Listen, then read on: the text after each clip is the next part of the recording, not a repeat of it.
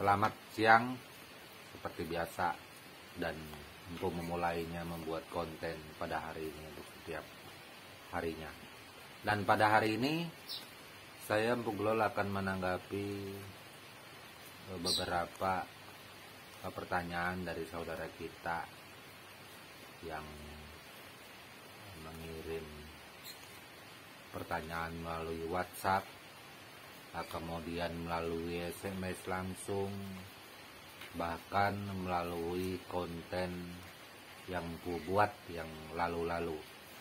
Jadi pertanyaan ini sebenarnya sudah ada yang lama, ada yang baru, tetapi intinya kurang lebih gitu.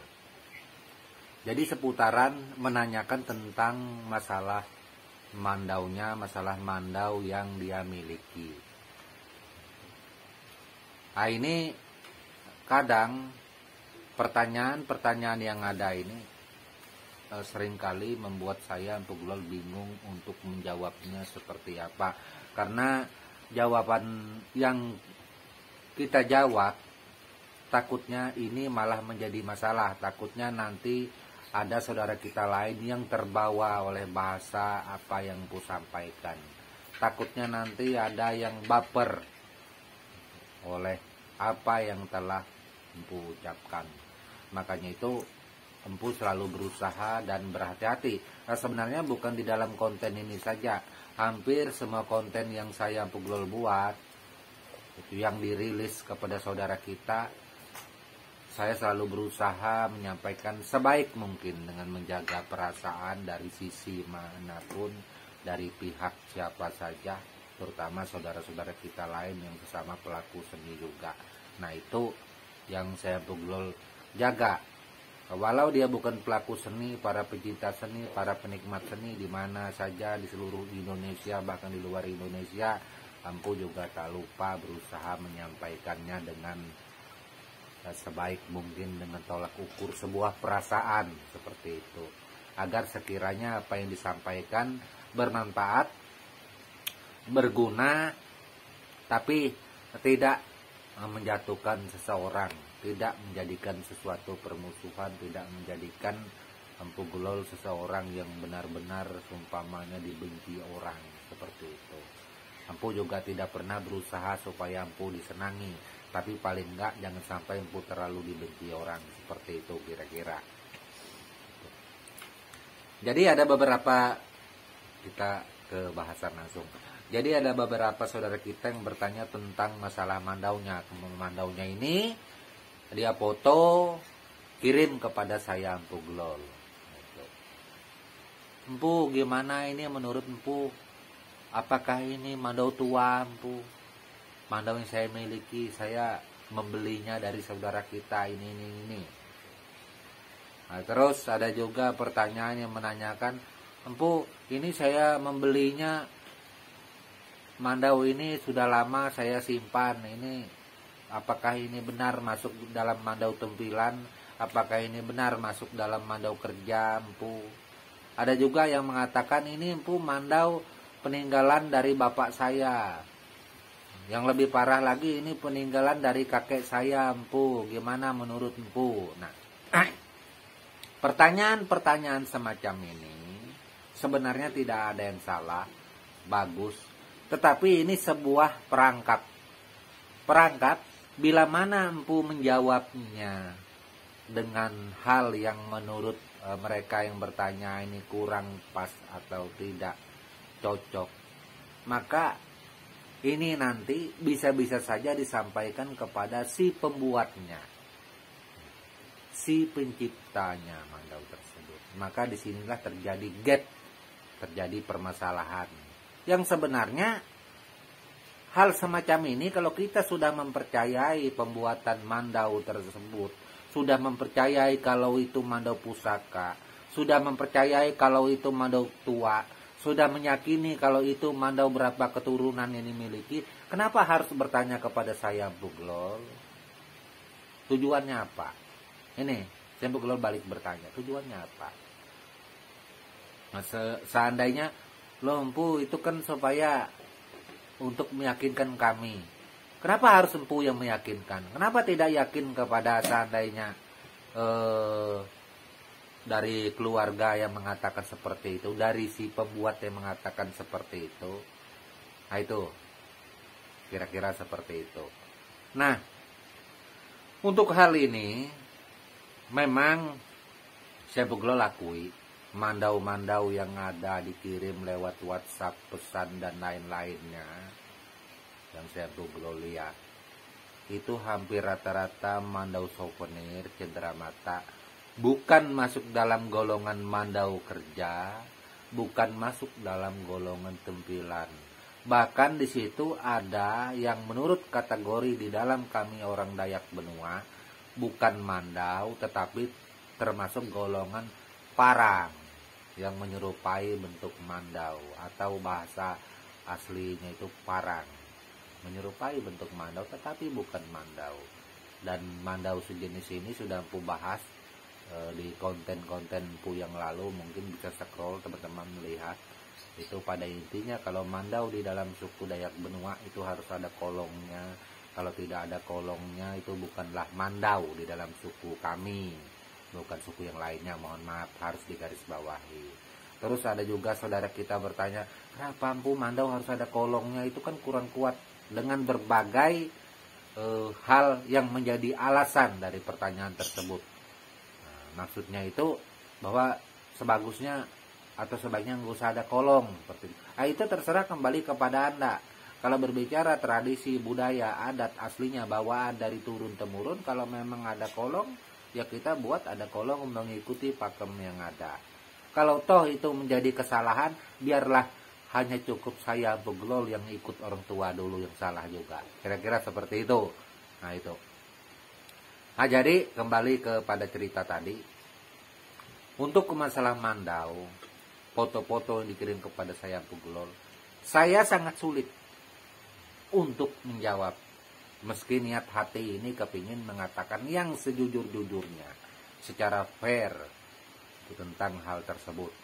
Tetapi apa daya, salah satu sisi ketika Empu mengatakan yang sebenarnya, bahwa itu bukan mandau tua, bahkan itu mandau souvenir, bahkan itu istilah bahasa tren sekarang ini, mandau tembakan, mandau baru yang dibuat tua, diproses dengan berbagai cara.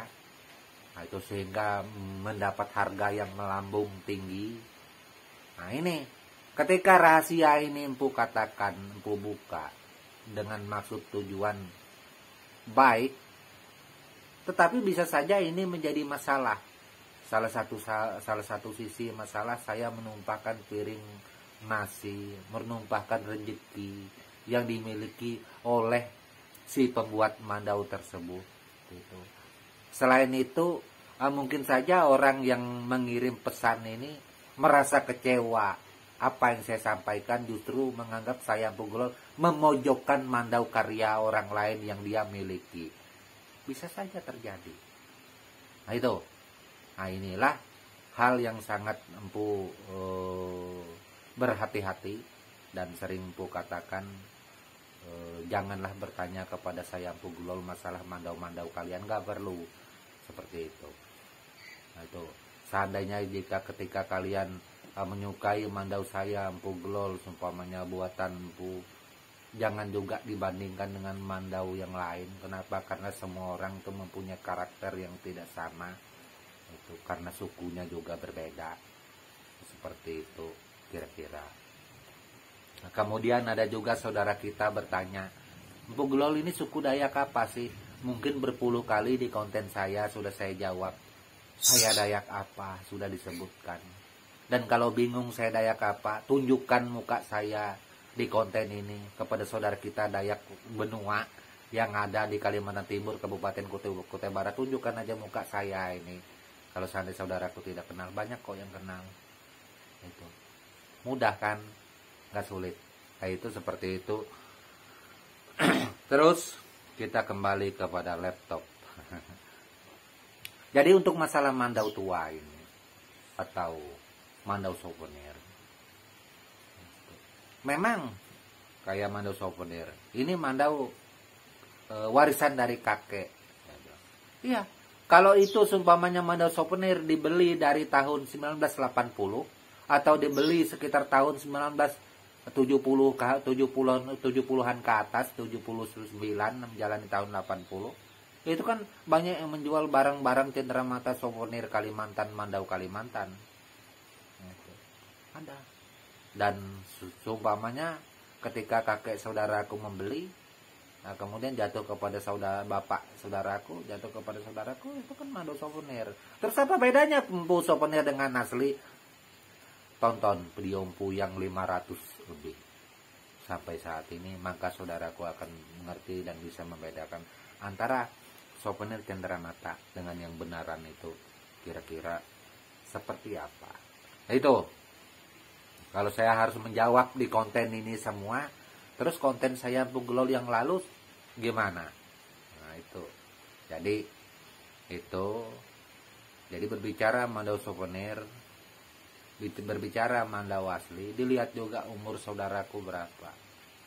Gitu. Empu, tapi ini warisan kakek saya. Ya, saya juga tidak menampik itu. Umur saudaraku berapa? Seandainya saudaraku pada saat ini umur 17, 18 tahun, 19 tahun, 20 tahun, 25 tahun. Nah, seumpamanya 30 tahun. Sedangkan jika saudaraku saat ini umur 30 tahun, saudaraku itu masih layak dikatakan anak saya. Iya, 30 tahun layak dikatakan anak saya. Kenapa? Umur saya 50-an tahun. Tua saya. Nah, ini yang harus saudaraku pahami. Harus saudaraku ketahui, saya banyak melihat. Umur saya sudah setengah abad. Saya sudah mengalami apa yang menjadi kehidupan di masa yang lalu. Saya pernah melihat, saya tahu. Dan apa yang saya buat tentunya mencerminkan apa yang dibuat oleh orang tua dulu. Tapi empu kan membuat mandau baru juga, berarti souvenir juga. Nah, ya, untuk hal semacam ini akan terjadi pembicaraan, akan terjadi debat, makanya empu malas menghindari debat, empu malas menghindari pembicaraan yang tidak bermanfaat. Untuk apa sih?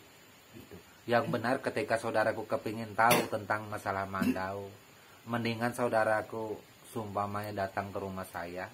Kalau nggak datang ke rumah saya, datang ke kampung orang Dayaknya langsung. Lihat orang-orang di kampung memakai mandaunya. Yang namanya mandau tempilan itu seperti apa, yang namanya mandau kerja itu seperti apa, yang peke seperti apa, yang parang seperti apa. Itu lebih pas. Itu. Nah, minimal saudaraku untuk mempelajari mandau ini, saya beri jangka waktu agar menjadi pinter dan tahu.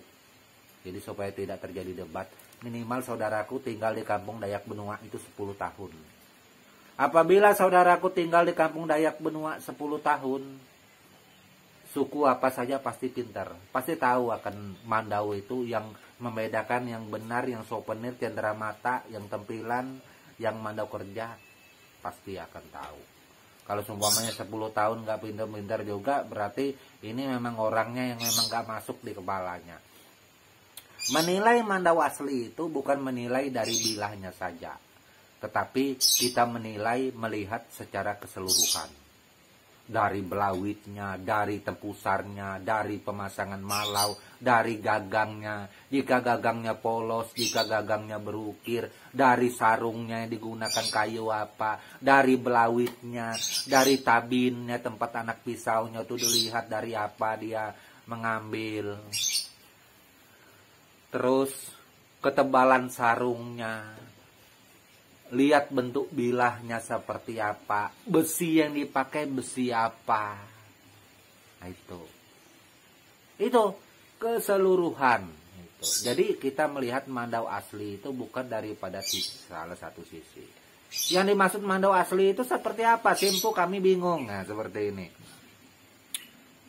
Mandau asli itu adalah mandau yang dipakai oleh orang tua zaman dulu hingga pada saat ini, detik ini tidak mengalami perubahan kualitas, hanya besinya yang berbeda. Lo kok besinya berbeda, Empu? Iya. Kalau zaman dulu kan orang pakai besi batu, besi purun, purun turu, purun sie, purun jatus. Nah itu banyak sebutan besinya. Itu besi wajah pirak. Itu banyak yang lain-lainnya. Hanya di situ saja. Nah, terus yang maksud mandau souvenir cenderamata itu apa sih, Empu? Mandau souvenir mandau cenderamata itu tentunya banyak kelemahan, banyak kekurangan. Itu tidak usah Empu jelaskan. Kalau bingung, saudaraku, beli mandau yang asli satu, beli mandau souvenir satu, bandingkan sendiri. Bandingkan sendiri, maka itu akan menjadi jawaban yang pas. Itu karena kalau mencari referensi terhadap bacotan Empu seperti ini kayaknya mungkin agak susah. Mending saudaraku membeli, tidak usahlah membeli sama saya, Pegulol, banyak juga pembuat mandau yang lainnya, silakan beli. Terus saudaraku cari mandau cenderamata souvenir yang ada di pasar yang harga 150.000, yang 200.000, yang 250.000, yang paling termahal 500, bahkan ada juga yang sampai jutaan. Kalau nilai seninya lumayan bagus, silahkan beli. Bandingkan dengan mandau asli yang harganya 3 juta, 4 juta, 5 juta, 7 juta, bahkan 10 juta. Lihat di mana letak bedanya. Kenapa bisa mahal? Kenapa mandau kok bisa murah? Nah itu. Dan ini juga ada di jawaban di konten-konten sebelumnya. Oke, hanya itu saja yang dapat saya sampaikan pada sesi ini. Buat semua saudaraku, mohon maaf seperti biasa kalau ada kata yang salah, kalau ada omongan yang menyinggung, mohon maaf yang sebesar-besarnya, tanpa terkecuali siapa saja yang menonton channelnya Empu Gulol ini. Dan tak lupa ucapkan akhir kata salam budaya serta tabir selalu untuk kita semua.